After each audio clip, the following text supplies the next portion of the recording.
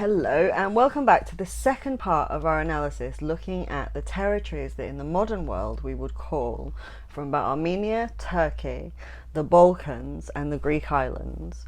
And we were looking at the role that this played in kind of the foundation of the economic and political organisation of the world, with the economic centre of Nubia that we discussed last week and the political engine that we discussed being established in the Jordan Valley that you can see the remains of at Petra, with the sacred complex and tribal federation that's represented in the books of Exodus, kind of at the core of political organisation.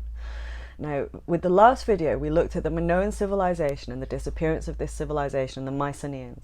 And then we looked really briefly at the emergence of the Phoenicians, the maritime network, and the trade network linked to the steppe with the Seleucian gate in Turkey at its core that actually come to form the basis of the maritime and trade routes that continue to shape territories as far as Britannia, down through Africa, down to the Indus Valley and up to Siberia. And what I want to do today is I want to discuss the kind of civilization that emerges from this, the way that it's shaped by this. Now, in the kind of histories of Josephus, a first century Jewish historian, he describes a really interesting discussion, and it's a very symbolic discussion that he's writing. These documents are written under the supervision of the Roman Emperor Vespasian to kind of share this knowledge without kind of so that the Romans can't hear. And he discusses the structure of Jerusalem, this city at Kadesh, with the tribal federation and the sacred complex and the priestesses and the harem at its core. And they have a discussion, a really interesting discussion, about the power of wine, women and kings. And this is the three strands that are at the core of this engine. Now, wine, whenever you see it mentioned in scripture, it means kind of the power over scripture, the power over language. The wine intoxicates. The New Testament is wine issued, kind of the Romans can drink, with water in the form of documents to contextualize it so you can put these stories into context and put together what happened. It's a very sophisticated form of communication. We talked about the Sumerian problem and the Meroe script and the way that language has been at the core of this system of governance connected with these high priestesses since the very dawn of civilization. So this is what wine refers to. The wine is the fact that this city is at the core of the authority to issue scripture. In the Quran, you see the shepherd's crook in Alif Lam Mem, the three letters at the top of some of the chapters. It indicates this is a new page. The Lamed is the shepherd's crook. It's about worldly power. These systems are about assessing the priestly class and about worldly systems. So that's what the wine refers to. Now, the women refers to, obviously, these high priestesses and these women who are very powerful for multiple civilizations within this harem function. Now, we're going to talk later in this video about how the harem function develops in the Islamic Empire, and it's not good. But at this point, this is a center of female power. This is the wives and the mothers, the sisters and the daughters of kings. This is the... these kingdoms that emerge, this is a very warring society. It's competing and it's going to war with each other. This is a holy city with the women at the center. And so things like diplomacy and peace and trade, peace agreements, the peace agreement, the peace treaty that ends the Bronze Age collapse is likely to have been authored by a woman. This is where the welfare systems are, the children of Moab that are referenced in the Bible, because these are systems that are about things that are constant. This is very much the case in the modern world with systems around safeguarding and social care. Kind of these systems are about women. And the power of kings is the fact that this engine, Jerusalem, is about coordinating kings. It's about the fact that kingship is still the normal system of governance, and actually kingship tends to be defined by male pattern behavior and tribalism and rivalry. So this system offsets this. This is very clever. Now, one of the civilizations that I want to tell this story through are the Hittite civilization. It's actually their name that's the top line on the treaty for the Battle of Kadesh, which is one of the it's one of the most important peace treaties in early history. But the Hittites very quickly disappear. And we in the modern world have misunderstood the Hittites because we haven't understood the significance of the Cilician Gate. We haven't understood the existence of this political engine, and we haven't understood the network that they're part of. We've kind of assumed a primitiveness that actually is not evident here. Now, the Hittites, like most of the civilizations that emerged from the Eurasian steppe, and Christopher Beckwith is excellent on this, by the way, they have a foundation myth.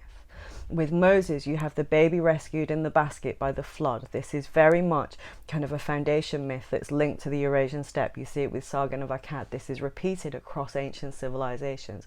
These are not stories to be taken literally. They are telling people about what these civilizations are in an easily changed, shareable format. Now, the Hittite civilization foundation myth is different. It shares the common characteristics, but it includes 30 sons. Now, you remember when we discussed Gazilakaya, the monument that kind of marks the Cilician Gate, I talked about the gods of all the different civilizations that would kind of come together here, that were represented here, and that the mother goddess, the power of this kind of mountain gate, would kind of be above them, representative of these high priestesses.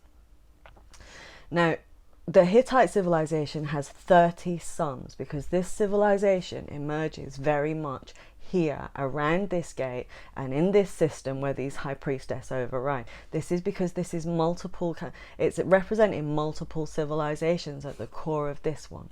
This is not a straightforward kingdom. So it has 30 sons instead of just one to indicate to contemporaries that this is different. Now, in terms of language, in fact, linguists, paleolinguists, are fascinated by Turkey, and particularly the civilization we discussed last week, Ebla, because this is a really important point on the Eurasian steppe for language. So I'm just going to give you a couple of words. So one of the word for cupbearer, and the cupbearer is a motif that reoccurs through biblical texts and ancient mythology, and it's about a power transfer where an intimate of the king, the cupbearer, will then be the person that takes over from the king. This is a motif that recurs right up into European history in the Merovingians and the Carolingians. The word for cupbearer in the Hittite language is Lulelzage, and this is a direct reference to Lulelzagese, Umar and Lagesh, represented in Cain and Abel by the Bible, at the roots of these civilizations. This language is directly about this. The word for queen is Hasusera.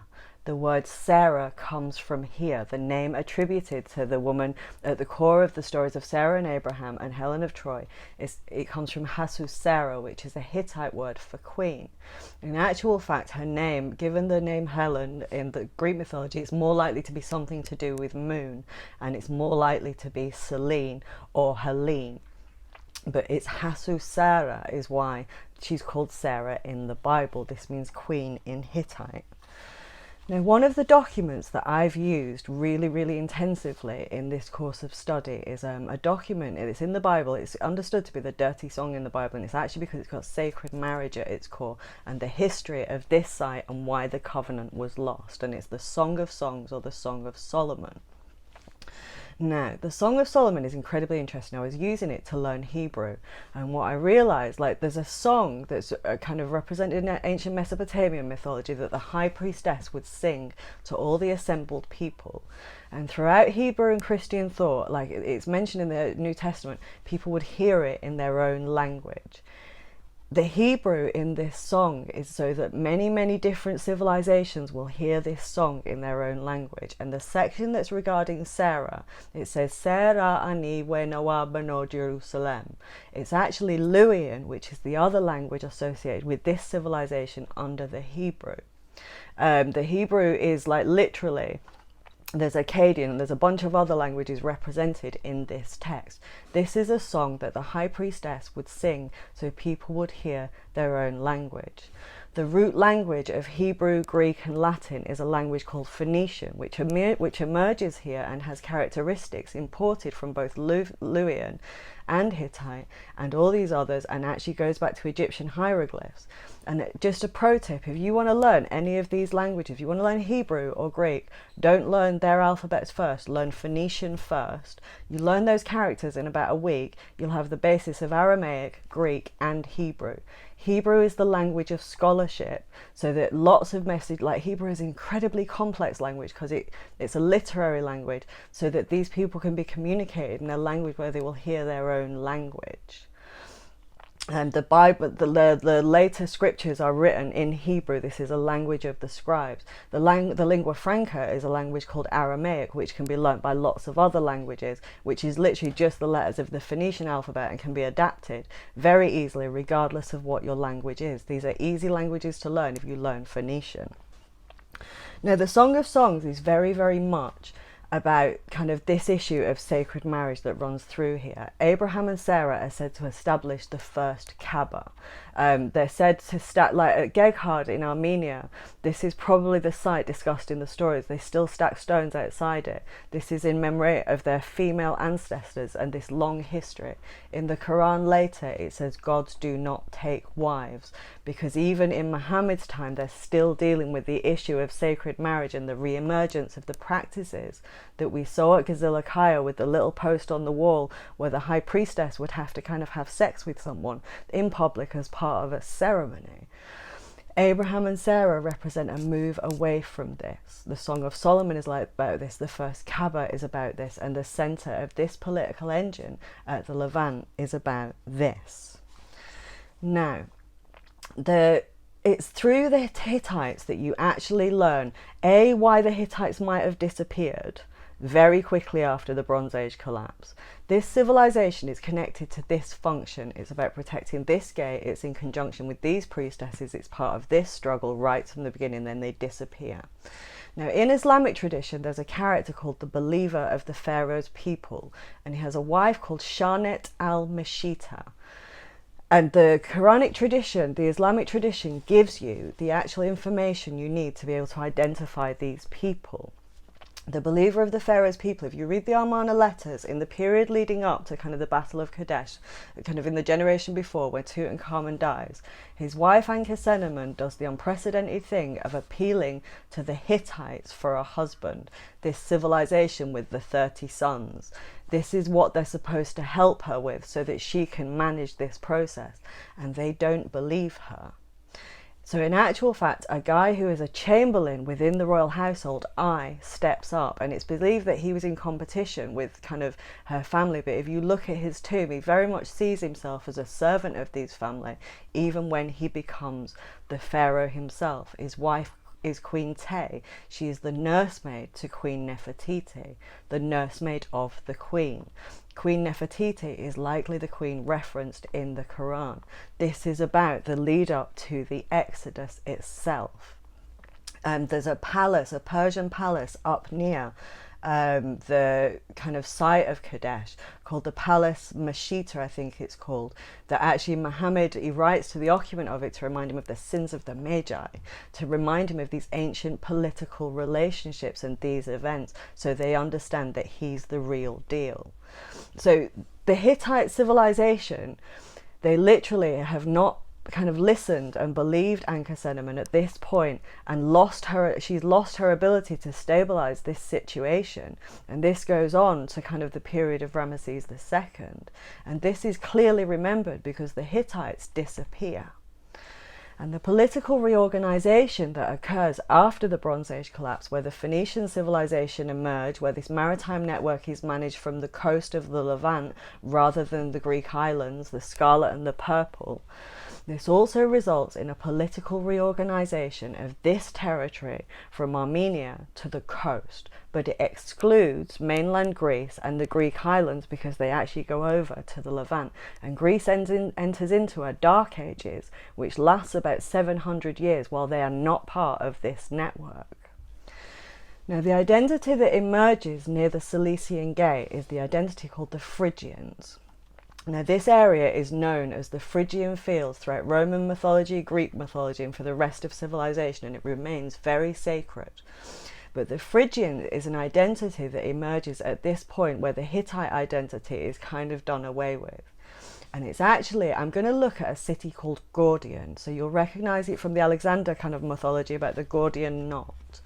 And what is established and reorganized here is a series of kingdoms that actually become very, very, very successful. One of the key features of kind of the kingdoms that appear here is it looks like the identity appears out of nowhere. Historians don't understand that a commercial corridor was opened up around the Cilician Gate. They don't understand this maritime network has been established, this political engine has been established, this economic engine, and this system is going to shape these kingdoms. And these kingdoms are incredibly successful. Now I'm going to skip forward right to about 600 BC, which is about the period where the stuff with Solomon is happening, where the power is shifting to Meroe and weakness is beginning to appear in Jerusalem, but to a period of a king called Midas. And you will have heard of King Midas. Midas is the one with the golden touch. Now, there's actually kind of remnants at this kind of site Gordian of this guy King Midas, of a fabric which uses an iron pigment that looks gold. Apparently this guy wore lots of gold, but he's very, very, very successful. Now this is a time of immense confidence for all of these different kingdoms. These are the kingdoms at the foundation of the stories in Greek mythology, and this is the period where Homer's Iliad, the beginning of Greek literature, begins to emerge. There are buildings that are 60 meters high, the aesthetics, the mosaics, the frescoes, these are all really, really, really powerful, confident civilizations trading with each other. They have this political engine here and everybody's kind of doing very well. Assyrian civilization is doing very, very well here. This is a period of economic boom. There's one layer of Gordian, which I think was literally the layer that we have that we can access, was all built in a wanna, which kind of indicates economic boom. King Midas is the first king from this region to pay homage to the oracle at Delphi. In the Josephus histories, when he's describing the establishment of this engine, he describes an oracle speaking with a breastplate with jewels on it, which represent each of these kingdoms, which twinkles, which represents the Urim and Thummim, which is divine kind of inspiration. Urim is a word that comes from ancient Mesopotamian kind of Sumerian kings lists. This is a civilization where actually they're doing very, very well. And when you read Homer's The Iliad, he's speaking to these civilizations who are already in existence, who've developed for kind of a long time since the Bronze Age collapse. And he's kind of beginning with an origin myth that refers back to these stories of Sarah, Helen of Troy. This is much long after the event when Greece want kind of they're beginning to emerge from their dark ages. Now, the beginnings of Greek language, Greek comes directly from this Phoenician language. Phoenician is the root of Greek. And the mythology around it is that the shepherds descended from the hills to teach the Greeks how to use language. We talked about the shepherd king as in represented by the shepherd's crook, going back to kind of the biblical line of Lugalbanda and the line of shepherd king represented in the biblical texts. This kind of indicates that Greek civilization developed some kind of connection with this political engine. If you look at the modern day ruins of Petra, the actual facade, which is built by a Ptolemy architect whose kind of name is linked to that Solomonic route, it shows Castor and Pollux.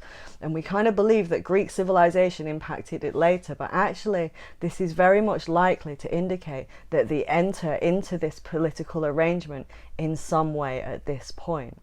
But what's important is this political engine, Jerusalem, is about binding kings, and Greece do not do kingship. Greek philosophy, I said in my book review the other week that I don't get on with Plato, because Plato is actually resurrecting and kind of encapsulating something that's existed for a long time with these high priestesses and this system of learning for a new audience, stripping it of kingship, stripping it of many characteristics that actually we kind of recognize as part of Hebrew thought, and it's this that forms the nub of Greek philosophy.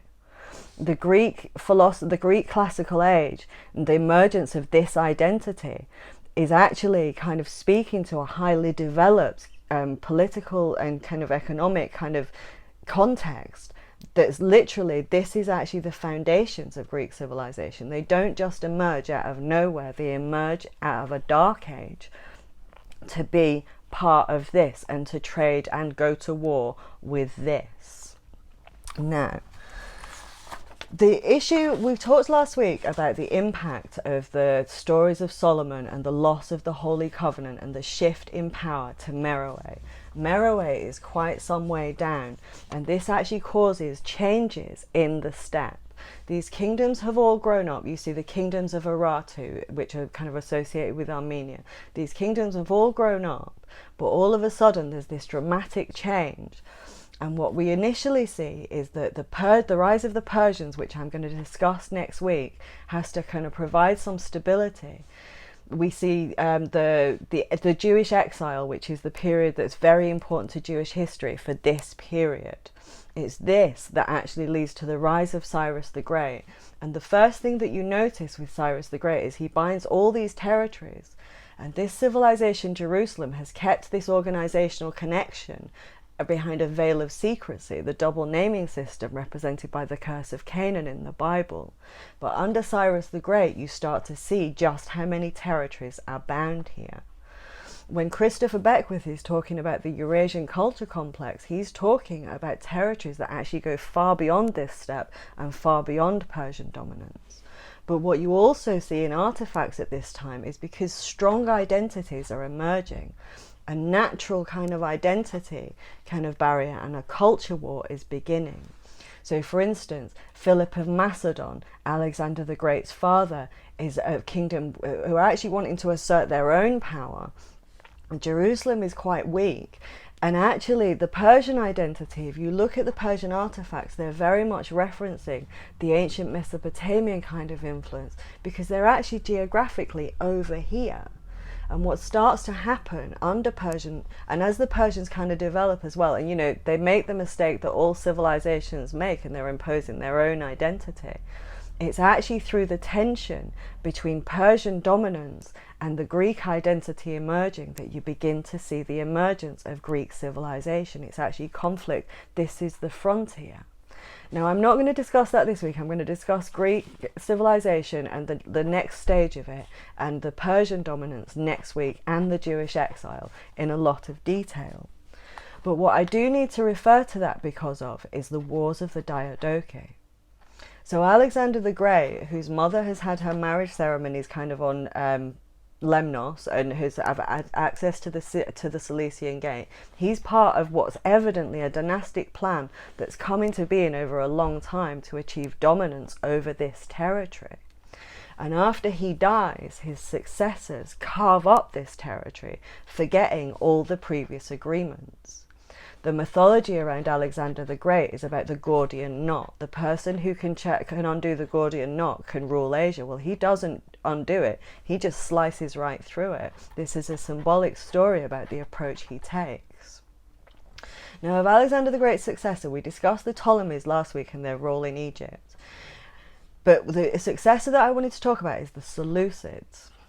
Now, the Seleucids are a much younger dynasty. Antipater, who's Alexander the Great's advisor, has roots back to Troy, back to Hattusha, back to the original stories of Abraham and Sarah. And these are actually, the Ptolemy name has a link back to the Solomonic root. But the Seleucids are very much younger, and what kind of begins here in history is not only the Wars of the Diadochi, which cause chaos in these territories. I mean, you can't decipher the history of them, but also a building program. Now, I'm going to put a list underneath of the cities that are built under this Greek civilization, under the Seleucid. And it's these cities and this rebuilding over all these territories, these massive colonies, that actually comes to define this region to the modern world. When you are reading about Greek cities, you're reading about this land. You're not reading about any territories on the actual Greek islands, which are too small to accommodate people. The colony building and the city building is happening here, and this reshapes the landscape. Now, this becomes, as kind of the divide between West and East still hasn't opened up. The Greek civilization is still intertwined dynastically with Persian civilizations, and this is a dynastic system that's gone back hundreds and hundreds of years. One of the successors of Seleucus is, there's a site called the Antiochus tomb. Or is it hang on. It's the Antiochus tomb at Mount Nemrut in Turkey. And what you see in the successors of the Seleucids, who are behind some really appalling kind of things, is actually They are harking back to Gazilakaya, to the pre-Hebrew, to the sacred marriage, to where priestesses would engage in sacred marriage. And at this monument, you can see that they are harking back to that, because they are challenged by the existing identities that they are subordinating. Now, what I'm going to discuss in the period where I look at the rise of Rome is I'm actually going to look at the situation that emerges around a guy called Antiochus Epiphanes and the emergence of the modern Jewish identity. Because the culture war here is it's portrayed as a rivalry between Greek and kind of Hebrew identity, but it's much more complex than that. And this is the political context in which it emerges. The wars that Rome have to engage in are not separate wars.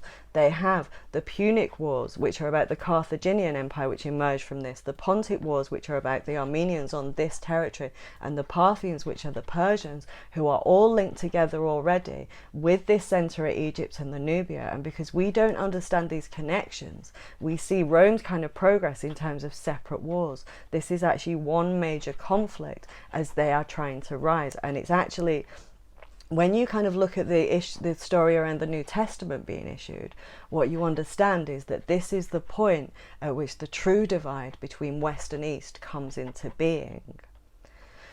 Now, the New Testament is a really interesting document, and when I do that video about Rome, I will go into it in a lot of detail. But the New Testament is very cleverly written. It's written so that people who know this context can understand what these stories are saying, and so that people who don't know this context, the gospel for one ears, will be heard. And this forms the foundation of kind of the church in the West. But if you read the book of Revelations, all the 7 churches, this is speaking to a contemporary political context who are fighting out this war kind of under the kind of banner of the emergence of Christianity. All of the 7 churches are here. The power center that exists here and around Syria and down in Egypt and Ethiopia is actually what halts the course of the Roman Empire. And this is where the divide between West and East emerges. Eventually, the western half of the Roman Empire falls and the Roman Empire consolidates east.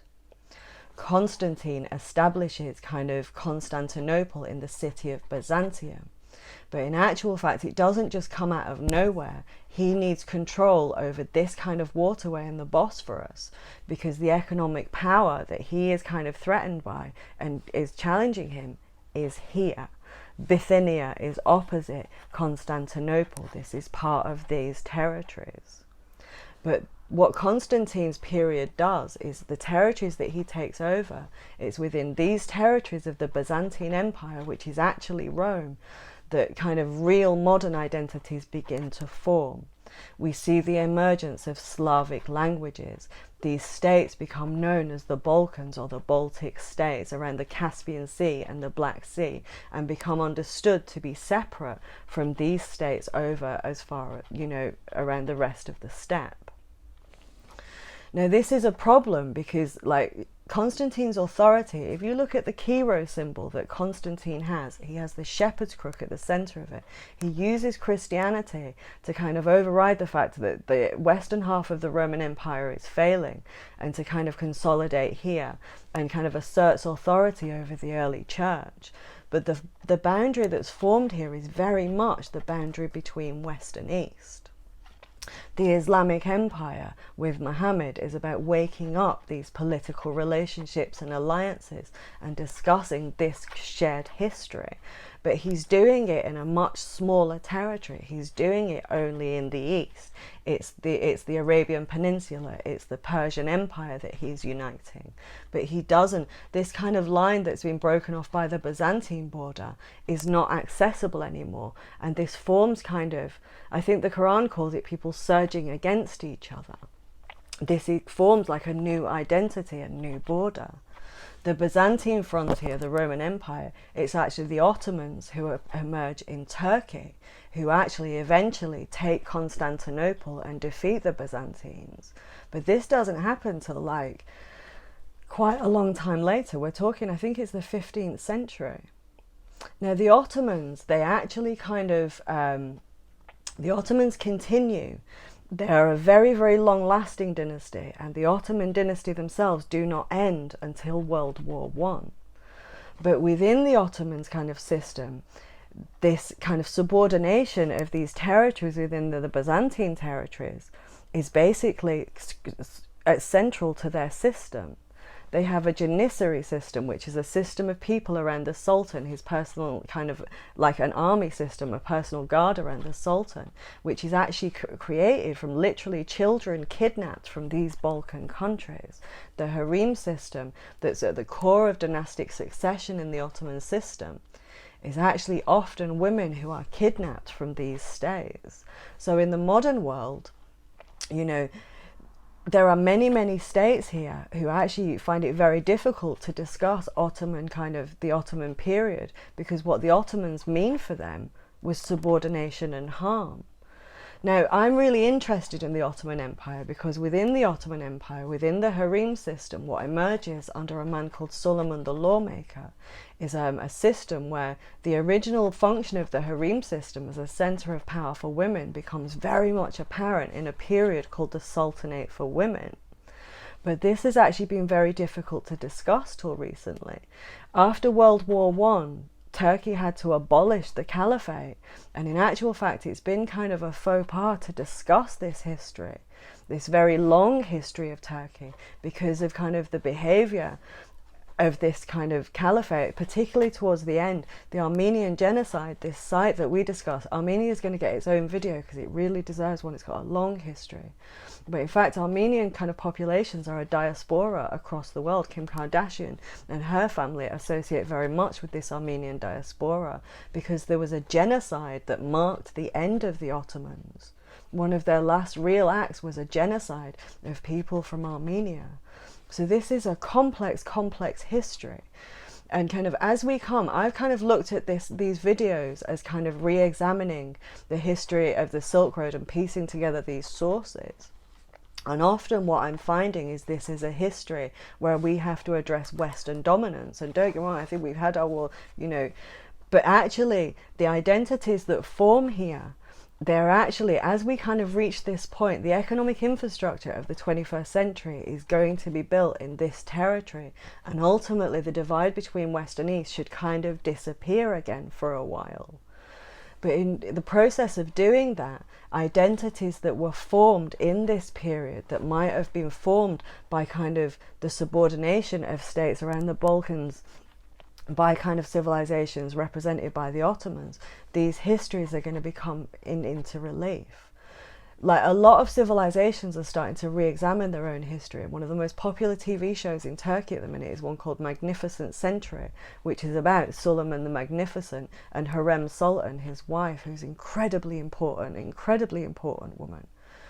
But while this kind of TV series is excellent for allowing kind of Turkey to kind of look again at their own history in a 20th century where they've had to abolish kind of the caliphate, there's also people who don't want this to happen because as far as they're concerned, the Ottomans are defined by this subordination. As we kind of move into the 21st century, it's these questions that might come out through conflict, but actually, you know, most countries are re-examining their own history. This is very much the territory where the Silk Roads, that we euphemistically use the term, where the rail infrastructure, the road infrastructure, the power infrastructure that will define the 21st century is being laid. Turkey as a country will be central to this, the doorway between West and East.